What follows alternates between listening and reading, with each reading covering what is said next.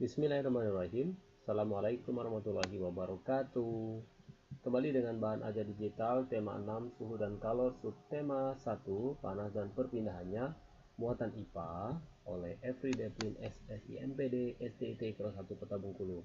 Kali ini kita akan membahas tuntas menjelaskan perpindahan kalor dalam kehidupan sehari-hari. Ini adalah lanjutan materi sebelumnya. Mari kita mulai. Dan mari kita berdoa sebelum belajar.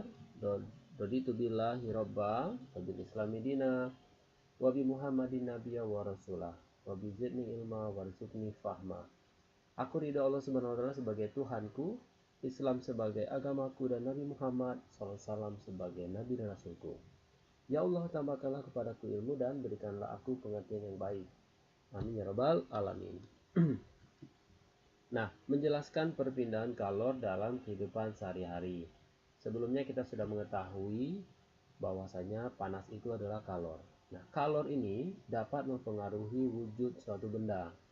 Dan kalor dapat menyebabkan pemuaian dan penyusutan pada suatu benda. Apa itu pemuaian?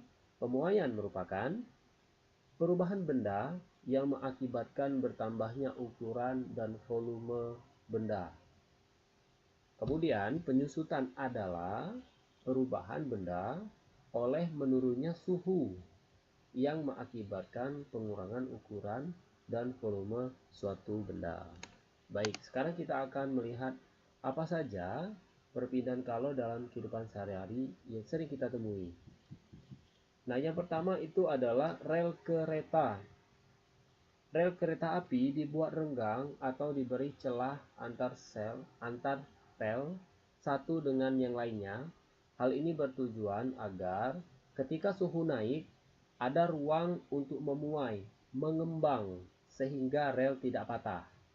Jadi tujuannya adalah untuk apabila memuai pada siang hari, sehingga punya ruang, sehingga rel tidak patah. Itu yang pertama. Lalu selanjutnya adalah kaca jendela. Nah, pada pembuatan jendela, biasanya akan diberikan ruang lebih pada gagang untuk meletakkan kaca jendela. Hal ini dimaksudkan agar ketika terjadi kenaikan suhu matahari, kaca tetap dapat melakukan pemuaian tanpa mengakibatkan kaca pecah. Atau pada kondisi tertentu, kalau rumah kita di dekat bandara, biasanya pada saat pesawat terbang, itu akan terasa getaran pada kaca. Nah, itu kalau kaca juga memiliki ruang sehingga pergerakan itu tidak membuat kaca menjadi pecah. Sama halnya dengan ini. Selanjutnya adalah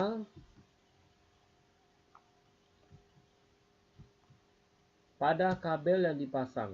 Nah, pada kabel yang sering kita temui itu dipasang di antara tiang-tiang listrik. Kabel dipasang dengan kendor atau kendur ya. Kabel yang dipasang kendur dimaksudkan agar tidak terjadi putusnya kabel saat penyusutan di malam hari. Jadi teman-teman, pemuaian dan penyusutan dalam sebuah benda itu sepertinya berjalan saling beriringan.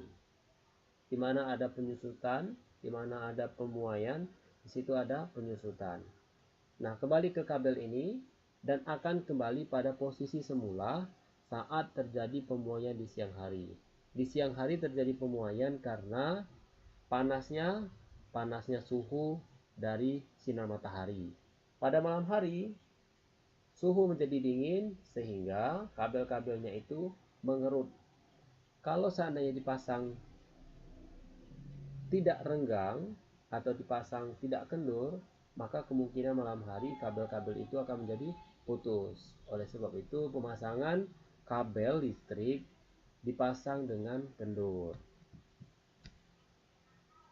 Ini balon gas ya. Oke, balon udara yang sering kita mainkan misalnya. Balon itu ditiup dan diisi gas, namun tidak penuh. Alasannya, agar ketika terjadi kenaikan suhu, balon masih dapat memuai. Dan balon tidak akan pecah karena masih terdapat sisa ruang bagi udara. Nah, itu tujuannya. Jadi pada saat kita meniup balon itu kita tidak memberikan balon itu secara penuh. Alasannya pada saat terjadi kenaikan suhu pada balon, udaranya tidak akan membuat balon menjadi pecah karena masih ada sisa ruang bagi udara untuk memuai di dalam balon. Oke, selanjutnya adalah ban sepeda dan termometer raksa. Apalagi ini? Nah, pada ban sepeda biasanya tidak diisi penuh. Sudah tahu akibatnya kalau diisi penuh bisa meledak ya. Hal ini dikarenakan ban dapat meledak atau pecah karena pemuaian gas pada siang hari.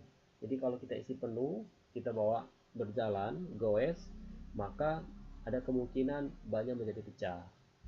Nah, ban sepeda juga kalau tidak digunakan dalam jangka waktu yang lama, terparkir di garasi misalnya, pada kondisi tertentu maka ban itu biasanya kempes. Itulah disebut dengan peristiwa penyusutan pada ban sepeda. Pada termometer raksa, saat termometer raksa ditempelkan pada tubuh kita, raksa biasanya memuai. Memuai itu naik. Karena kenapa? Karena dipengaruhi oleh panas tubuh kita. Nah, kan begitu. Kemudian, menunjukkan angka atau nilai suhu tubuh kita. Tapi, pada saat termometer dilepas, raksa kembali menyusut menyesuaikan suhu ruangan. Nah, jadi pada raksa juga terjadi pemuaian dan terjadi juga penyusutan. Demikian ya teman-teman ya.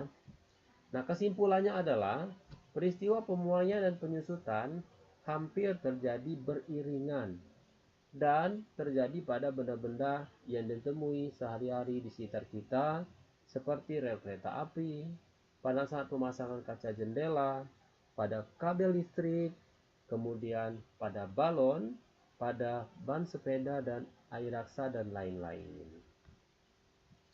Nah, untuk tugas kalian, jawab di kolom komentar ya.